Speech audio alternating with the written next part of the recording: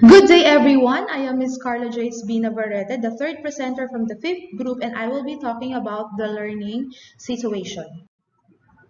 In my report, I'll be specifically discussing about the following: the definition of the word or the term learning situation, the elements of the learning situation, and the issues relating to the elements of learning situation. Let us talk about first the definition of the term learning situation. So simply, this is what we mean by learning situation. It is an environment where the elements for promoting learning is present. So that is what we mean by learning situation. The question now is, what are these elements which will promote learning?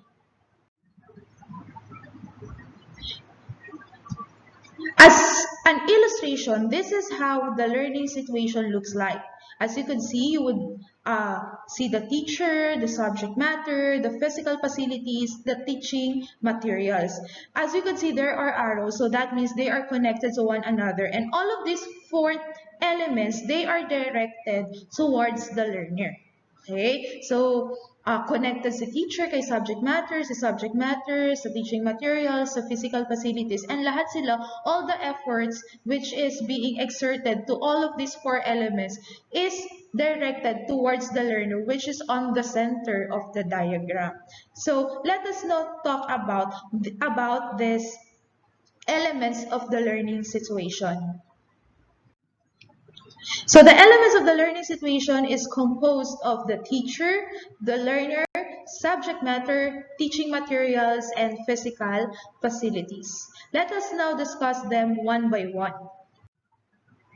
So the first element of the learning situation is the teacher. A teacher refers to a person who helps another person to learn. And as a teacher, as part of the learning situation, tayo yun, we are expected to have a clear objective. Kaya nga, di ba sa lesson plan pa lang, unang-una nating ginagawa, we write the objectives. The three objectives, yung cognitive, affective, and the psychomotor.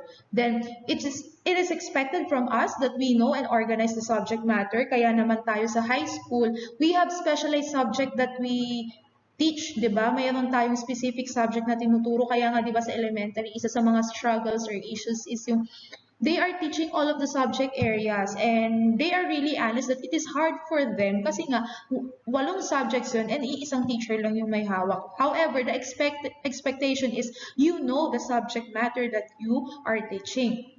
As a teacher, we communicate with our learners. It is also expected that we encourage the learners through different motivation strategies that we may apply for them to be encouraged to learn. Then, as a teacher, we must have a definite teaching plan. Kaya naman tayo regularly, di ba, gumagawa tayo ng lesson plan, di ba? Then, it is expected that we are skillful, especially as TLE teachers. There's really a time na talaga naman yung TLE teachers, kailangan merong test the certificate, di ba? Kasi we are teaching skills. And in other subjects naman, di ba, kung ano yung skill na gusto nilang i-impart dun sa learner, dapat yun yung meron sila. As a teacher, we impart knowledge, and this is one of our main tasks talaga, yung imparting of knowledge to our learners, especially yung mga concepts na importanteng dapat nilang natututunan. And as part of the learning situation, we set up the situation. So being the teacher, we coordinate the other learning situation, yung physical facilities, the subject matter, and then the teaching materials. We are the ones na inaayos yung mga yun para maging kaaya-aya o maging effective siya para sa ating mga learners.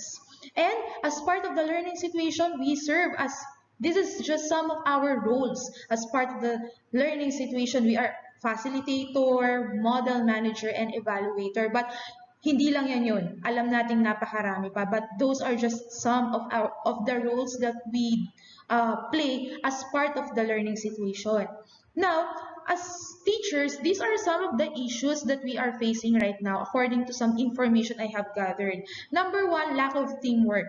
Itong teamwork na pinag-uusapan natin dito is not just about yung teamwork between the teacher and student.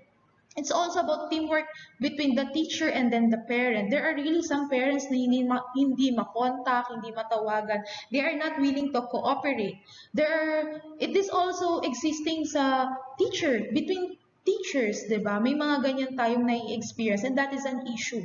Okay? Then another issue is that there are too many roles at the same time, especially, di ba, lalo na ngayon, marami tayong nakikita sa social media wherein sinasabi nila, minsan teacher ka, minsan guidance counselor ka, minsan nurse ka, kasi ikaw na rin yung nagkakandak ng deworming and whatsoever. Ngayon nga, di ba, may news ngayon, may kumakalat na news na sa pag-vaccinate, isasama nila some of the personnel of the DepEd. But from what I have read, ang magiging role ng personnel from DepEd is more on health education and documentation.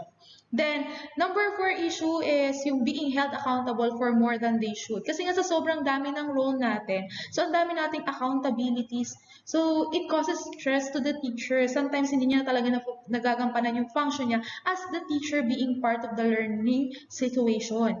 Then, next is time conflict. Sobrang issue to. Ang daming teachers na hindi nakakamit ng deadline nila, hindi nagagawa talaga on time yung ibang mga tasks nila, like especially paperworks. Kasi nga, sa sobrang dami ng role na kailangan nilang gawin. Like, aside from being a teacher, coordinator siya ng iba't iba. Kumpleto 6 teaching loads and then ang dami niya pang coordinatorship na binibigay sa kanya. Then ayan, kaya nagkakaroon ng time conflict because there's an issue with excessive paperwork. Sabi nga nila, minsan hindi natin alam kung clerk na ba talaga yung trabaho natin. Akala natin class record lang yung paperwork natin, lesson plan, pero napakadami pa at the end of the school year, di ba? Ang dami nating pine-prepare pang mga reports. So that is an issue kasi talagang minsan nagko-conflict na siya sa function natin, being a teacher. Okay? Then, applying prescribed curriculum to all types of students. So, hindi naman, yun nga, nagiging issue siya kasi yung skill na kinakailangan, hindi lahat talaga ng teachers. Let's be honest, hindi talaga lahat sa atin ay skilled na ma-handle lahat ng klase ng learners. Especially in our case, na kung saan hetero kami, and then they would accept students that has special needs, not totally yung special needs na special child talaga, but it would be much better kung talagang yung bata na yun is ilalagay nila sa mga institution or educational institution na mas makakatulong sa kanila. But sometimes, they really put those students sa hetero sections na ang hirap para dun sa teacher. Okay? Then, mismatch and shortage, it's also an issue regarding teacher. Kasi, lalo na ngayon, kapag nag-apply ka sa public, there are some instances na ito yung specialization mo. Pero, since sobra na yung teacher sa department, kung para saan ka talaga, napupunta ka tuloy sa ibang department na hindi naman yun yung skill mo. So, nagkakaroon ng mismatch. O di kaya naman, shortage, alam naman nating lahat na kulang tayo sa teacher, especially sa public. Kaya tuloy, ang nagsasuffer is yung class size. Ang dami-daming bata sa isang klase kasi kulang ng teacher. So these are just some of the issues na pwedeng maka-apekto nung pagiging effective ng learning situation pagdating sa teacher. Next, another element of the learning situation, of course, the learner. Lahat naman ng efforts na ginagawa natin is for this element of the learning situation for our learner. So, a learner is the center of the teaching and learning process. Kaya nga, lahat ng efforts, yung coordination na ginagawa natin, being the teacher, is para sa kanila, sa mga learners na to. And as learners, they should have a need for information. Okay? Then, they should be interested. They should be capable of learning. Kaya nga, di ba, in every level, grade level, may specific prerequisite na kailangan. Kasi dapat, pagdating nila sa grade 1, dapat marunong na sila magbasa at magsulat. Kasi hindi nila makukuha yung skill na kailangan nila sa level na yun kung hindi nila nakuha ng kinder na yun. So, they should be capable of learning. And, aside from that, dapat pag natuto sila, they should be able to use the information again by applying it. Okay? However, kasi itong have a need for information and be interested, isa to sa mga common challenges natin being the teacher kasi may mga bata talaga na wala ng interest sa pag-aaral. Especially yung mga repeaters na, yung mga overage na, ayan. So talaga makikita mo wala na silang interest sa pag-aaral. And then, as in parang feeling nila wala namang halaga yung o hindi naman nila kailangan. Laging may ganung ano eh, laging may ganung mentality yung mga bata. Para saan ko ba gagamitin to? Like for example, yung math, yung need for information. For example, sa math, ang aanuhin nila, bakit ko pag-aaralan yan? Ma-apply ko ba yan sa buhay ko? So, isa yun sa nagiging conflict, bakit hindi nagiging effective yung learning situation. Kasi may mga bata na hindi nila makita yung need o yung reason bakit nila kailangan pag-aralan yung isang subject.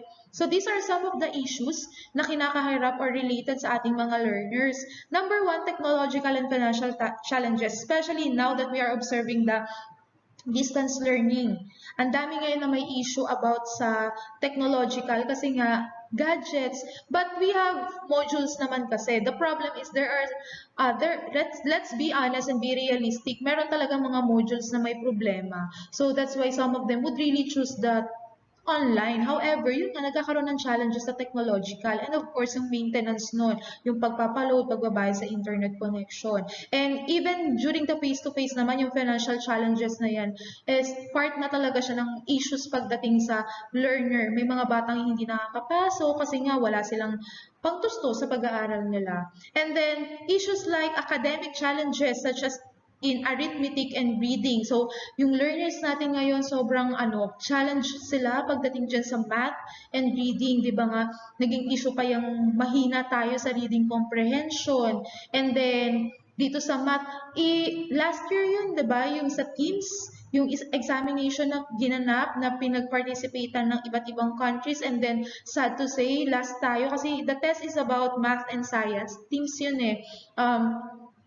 Yun, yung mga Filipino learners natin, grade 4 or grade 5, nasa last tayo nung test na yun na may kinalaman sa math and science. So that is a great challenge and issue for us. Anong nangyari sa learner natin? Bakit ganun? Okay? Another issue is yung dropout. Yung bigla na lang silang nawawala sa, bigla na lang nilang pinipiling wag na mag-aral, nagda-drop na lang sila. Kasi nga, because of the fourth issue, child labor, sometimes some of them would choose na magtrabaho na lang kaysa mag-aral. Even hindi pa sila qualified magturo. Kasi nga, walang magtutustos. Kasi nga, because of financial challenges. Ayan, so these things could affect the effectivity of the learning situation.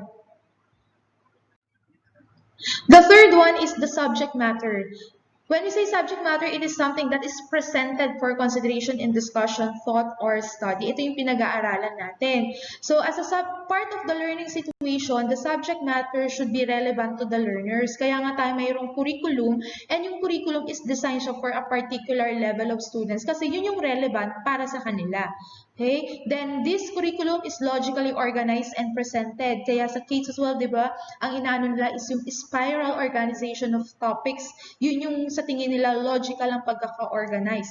And this subject matter should be challenging and satisfying kasi nga this would help para maging interested ang ating learners kapag yung subject matter is challenging and satisfying. However, these are just some of the issues regarding sa subject matter naman. In the Philippine setup, sabi nila our curriculum is too congested with too many competencies and I think this is somewhat true. Parang ang daming-dami talagang kailangan matutunan ng bata. And most doon is mostly academic talaga siya. Academic na ang mahirap is yung mastery. I do not know what's wrong, pero may something wrong talaga kasi yung mastery ng mga, just to share with you guys, kasi sa TLE, may topic siya ng conversion. Okay? May topic siya ng conversion wherein they would deal with operations, basic operations, especially multiplication, division, then decimal points. Grade 7 students do not really master yung decimal points, paano mag-round off ng isang number na merong decimal places, ganun. So, nahihirapan sila. Okay lang sana kung may ilan-ilan lang na bata.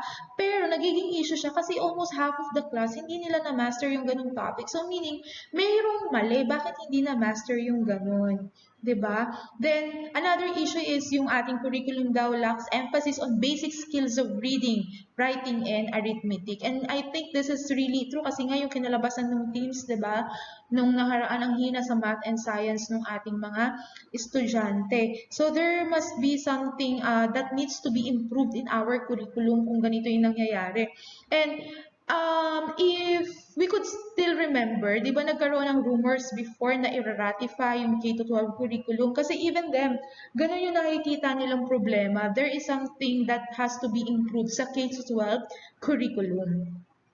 Kahit sa TLE ngayon na nasa online distance learning tayo, di ba, MELCS. MELCS ang ginagamit natin ngayon na curriculum, the most essential learning competencies. Pero if you would study the MELCS, ako have on my personal experience to, if you would study the MELCS, wala siyang pinagkaiba dun sa ano, halos wala naman siyang pinagkaiba sa dating curriculum. Marami pa din, napakadami pa din competencies na some of them are not so attainable. Okay? Hindi siya ganun ka-attainable. Like for example, sewing machine. How would you expect the students to learn the parts of the sewing machine kung hindi naman lahat ng bahay ay may sewing machine? 'Di ba? So, ayun. So, there must be something that needs to be improved in our curriculum para maging effective siya sa learning situation. Then of course, the fourth one, as part of the learning situation, we have the teaching materials.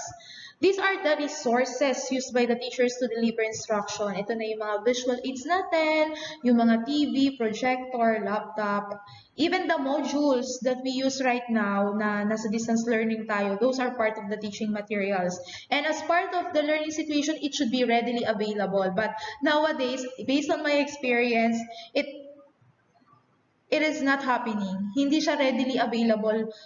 Talagang madalian yung preparation. Maaaring nandyan siya, pero yung pagre-reproduce, sobrang nagagahol talaga kami sa oras. Talagang sobrang short yung time na mapag-aralan namin yung laman ng module.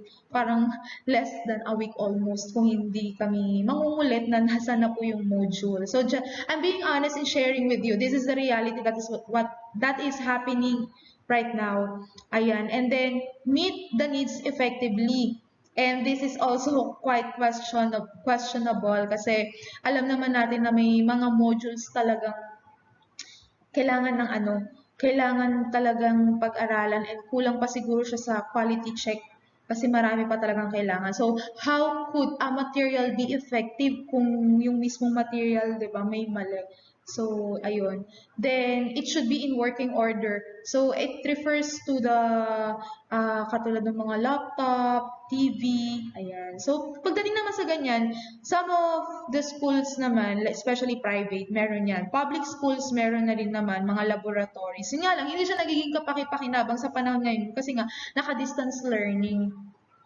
So, some of the issues that is relating to the teaching materials are insufficient number of computers based on the information that I have gathered. Lalo na ngayon, yung mga gadgets na devices kung nag-online classes. But in some division offices, no, nakakapagbigay sila ng nakakapagpahiram sila ng mga gadgets sa kanilang mga learners. And that is a really great help para maging effective pa din yung learning situation despite the distance learning. However, in some division offices, hindi ganun yung nangyayari. Ayun. So, and another is insufficient number of books and other learning materials. During the face-to-face classes, yes, it really happens. Talagang 3:1, 2:1 ang nangyayari sa books. Lalo kapag lower section. That is the sad reality. Kung ano pa yung lower section, sila pa yung limited yung learning resource or yung learning materials na meron sila. Pagka higher section, yung bata, yan, mostly lahat sila merong tig-iisang books. Pero pag lower section, 2:1 na lang yung nangyayari. Ayun. And then now, in our distance learning, though enough naman yung number nung module kasi 1:1 naman yung nangyayari. In my case, sa aming school, 1:1 naman siya. Yun nga lang, pagdating sa issue nung readily available, kapag walang available sa division office or sa kalapit na division office, we have to develop our own. And sadly, sasabihan nila kami ng konting-konti na lang yung time para makapag-prepare. So that's a sad reality and a very challenging issue. Okay. Pagdating sa teaching materials. Another element of the learning situation is yung physical facilities. It refers to the structure and interior surfaces of a classroom. So this is where the actual learning process happens. But nowadays, nasa nasa distance learning tayo. So kanya-kanyang bahay ang nangyayari. So that refers to the physical facility ng learning situation, yung mga bahay ng ating mga learners. So this physical facility should be free from distraction, which I think it's quite difficult to achieve. nowadays.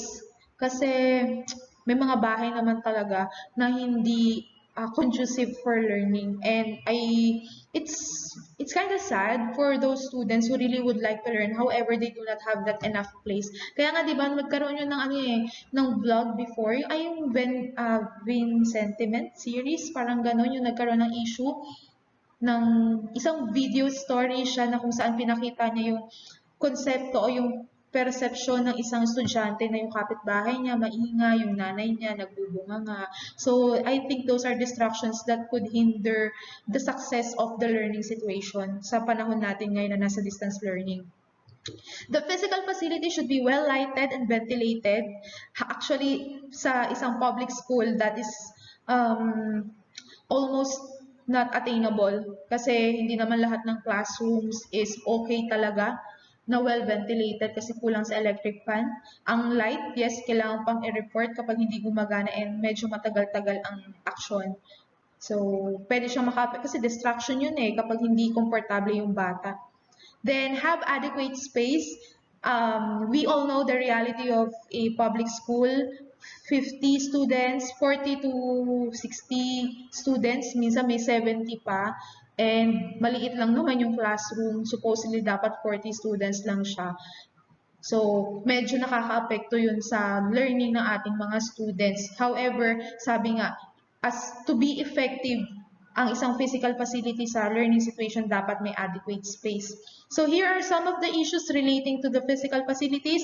Lack of classroom. Alam natin lahat yun. Kaya nga ang mga bata nagsisiksikan sa isang classroom kahit napakadami na nila, may nakasalampak na sa baba kasi nga kulang ng classroom. Na kung saan kulang din ang bilang ng upuan. Tapos minsan yung mga board sira-sira pa. Ayan, mga luma na yung mga gamit na naandun. Ayan. So these things could affect the learning situation, the effectivity of learning situation. Pero ang laging bagsak niyan sa ating mga teacher, despite all of those issues pagdating sa physical facilities, sa teaching materials, doon matitest yung creativity natin bilang guro. Doon matitest yung pagiging versatile natin, yung pagiging flexible natin, paano natin gagawing effective pati ng learning situation despite those issues and challenges sa ating facilities and materials, di ba? Then, sa pagdating naman sa subject matter, tayo na lang, no? As long as approved ng ating mga superior na tinitingnan naman kasi nila yung lesson plans natin, di ba? Minsan we just choose kung ano ba talaga yung dapat nating ituro. Like for example, sa module kasi, hindi rin naman lahat dun pinapasagutan kasi nga sometimes redundant na yung activity. So ang bottom line nito is being part of the learning situation, tayong teachers ngayon, kasi sabi nga, we set up the situation, we actually set up the situation, tayong ngayon mismo ang magsiset up ng situation despite these issues and challenges.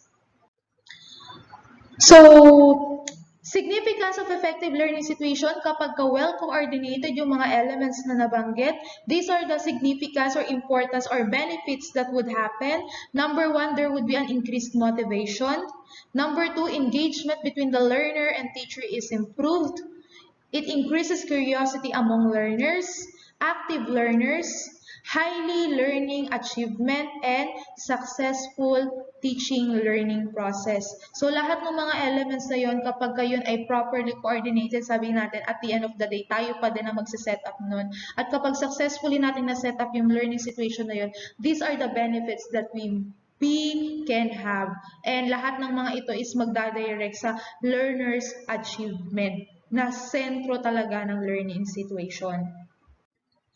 And to conclude my report, as a teacher, one must have a clear understanding of the role in the learning process and the relationship among each element of the learning situation. Gaya nga nasabi ko kanina, sa atin pa din ang bagsak nito. Ano ang gagawin natin kung ito yung kinakaharap nating sitwasyon? Tayo ang guro, tayo ang nagsiset up ng situation na to, tayo ang manager, tayo ang facilitator. Ano ang gagawin mo bilang ikaw ang teacher sa teaching learning situation? So that is the coverage of my report. That is all about the teaching and learning situation. Thank you for listening, and I hope you have learned something.